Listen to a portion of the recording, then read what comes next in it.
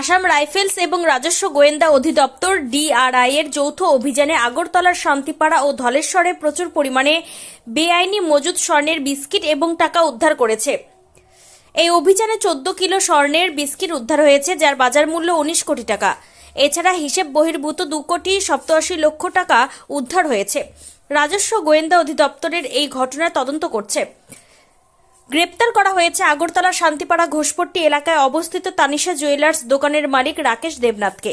এর আগে দীর্ঘ সময় আগরতলা শান্তিপাড়া ঘোষপট্টি স্থিত তানিশা জুয়েলার্স নামে ওই দোকানে চলে তল্লাশি অভিযান। কাস্টমসের অফিসাররা অভিযান শেষে দোকান মালিক তানিশা জুয়েলার্স দোকানের মালিক রাকেশ দেবনাথকে গ্রেপ্তার করে জিজ্ঞাসাবাদ চালাচ্ছে বলে সূত্রের খবর। ত্রিপুরা থেকে বিক্রম কর্মকারের রিপোর্ট, ক্রাইম প্রেস বেঙ্গল নিউজ।